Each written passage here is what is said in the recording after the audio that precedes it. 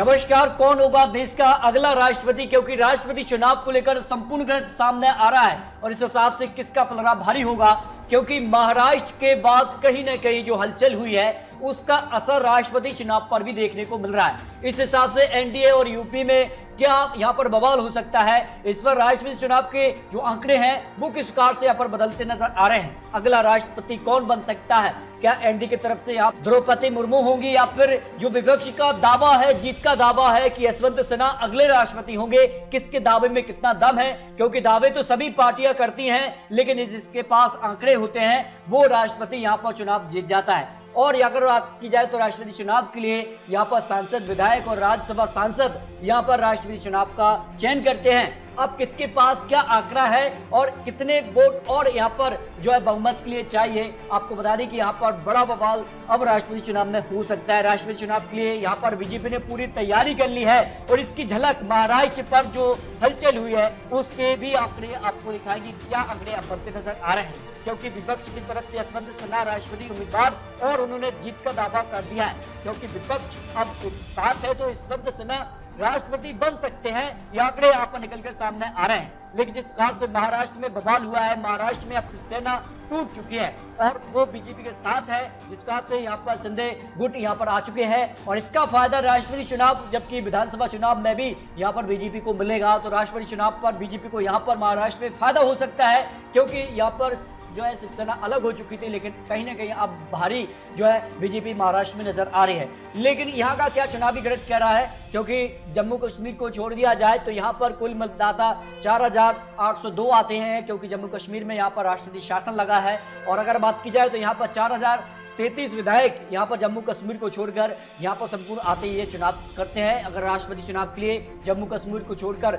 540 लोकसभा सांसद भी आते हैं। इस हिसाब से अगर बात की जाए तो जम्मू कश्मीर को छोड़कर 239 राज्यसभा सांसद यहाँ पर चुनाव के लिए, राष्ट्रपति चुनाव के लिए वोटिंग करते हैं और जिसकी वोट वैल्यू अधिक होती है 50% से ज्यादा वो राष्ट्रपति चुनाव जीत जाते हैं। अगर यहाँ पर विधायकों के वोटों का कुल मूल्य निकाला जाए तो संपूर्ण जो मूल्य है सभी यहाँ पर विधायकों का योग बनता है और यहाँ पर बात की जाए तो 5,43,231 कुल यहाँ पर विधायकों का मूल्य है वोट।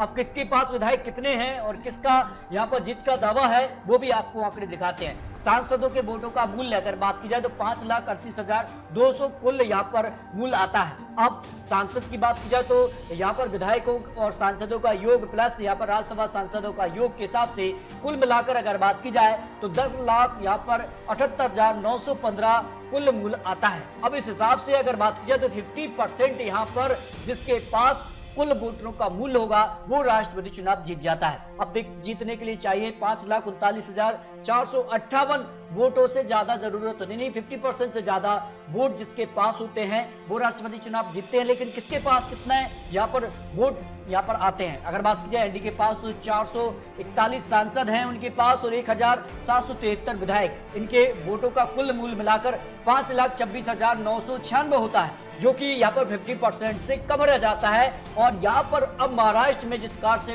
खलबली देखने को मिली है इसके कारण यहाँ पर विधायकों की संख्या बीजेपी गठबंधन की बढ़ जाती है, उसका फायदा अब राष्ट्रपति चुनाव में भारतीय जनता पार्टी को होगा, क्योंकि कुछ वोट और यहाँ पर चाहिए उनको। तो इस हिसाब से यूपी की बात की जाए तो 2,64,158 कुल वोट यहाँ पर यूपी के पास है, जबकि अन्य की बात की जाए तो 2 लाख यहाँ पर 87,751 वोट वैल्यू अन्य का आ जाता है। इस हिसाब से अगर बात की जाए तो यूपी और अन्य मिलाकर 5,51,949 वोट वैल्यू होती है, जो कि एनडीए से ज्यादा हो जाती है। लेकिन क्या यहाँ पर अन्य प्लस यूपीए साथ यहाँ पर आते हैं और यहाँ पर यशवंत सिन्हा को वो यहाँ पर अपना जो है समर्थन प्रदान करते हैं, ये काफी महत्वपूर्ण हो जाता है। अगर वो समर्थन प्रदान करते हैं तो फिर यूपीए की तरफ से यशवंत सिन्हा का जो यहाँ पर जीत का दावा है वो सटीक हो जाता है। लेकिन बीजेपी ने यहाँ पर नई चाल चल दी है। अब एनडीए के पास 5,26,996 वोट हैं और उनको जीतने के लिए अगर बात की जाए तो करीब 12 से 13,000 और वोट वैल्यू की जरूरत है। उसके लिए महाराष्ट्र के लिए करीब 60 से 70 यहाँ पर विधायक उनके पास यहाँ पर गठबंधन के तौर पर आते हैं जो उनको समर्थन करेंगे। तो फिर जो आंकड़ा 12,000 बच जाता है वो कहीं ना कहीं भारतीय जनता पार्टी पूरा कर कर सकती है। इसके अलावा कुछ और यहाँ पर उनको आने का समर्थन लेना पड़ेगा, जिसमें विजू जनता दल हो सकती है, फिर आंध्र प्रदेश की वायएसआर कांग्रेस होगी। अब वो कौन के साथ यहाँ पर अपना गठबंधन तैयार करती है, काफी महत्वपूर्ण हो जाता है। लेकिन देश के लिए अगर बात की जाए तो यहाँ पर काफी महत्वपूर्ण हो जाता है कि उनको और वोट वैल्यू की जरूरत है, क्योंकि अगर बात की जाए तो यहाँ पर मतदान 18 जुलाई को होना है और 21 जुलाई को यहाँ पर मतगणना होगी और ये तय हो जाएगा कि देश के अंदर अगला राष्ट्रपति कौन होगा। तो ये संपूर्ण विश्लेषण राष्ट्रपति चुनाव के लिए आ चुका है और इस हिसाब से बात की जाए तो यहाँ पर यूपीए अन्ना इस वक्त भारी नजर आ रहा है भारतीय जनता पार्टी के हिसाब से, लेकिन एनडीए और यूपीए में यहाँ पर जमकर टक्कर हो सकती है इस हिसाब से जो आंकड़े यहाँ पर निकलकर सामने आ रहे हैं। लेकिन अंत में कौन पार्टी किसका समर्थन करती है और किसके साथ जाती है, ये काफी महत्वपूर्ण हो जाता है। क्या एनडीए के घटक दल जो हैं वो उनका साथ देंगे या फिर विपक्ष के साथ जाएंगे, या फिर विपक्ष जो है कुछ विधायक या सांसद यहाँ पर जो है एनडीए का समर्थन करेंगे, तो ये काफी महत्वपूर्ण हो जाता है। तो ये चुनावी गणित आपको चुनावी विश्लेषण दिखाया है। आपको क्या लगता है अपनी राय कमेंट बॉक्स में जरूर रखिए। इस बार राष्ट्रपति चुनाव में कौन जीतेगा?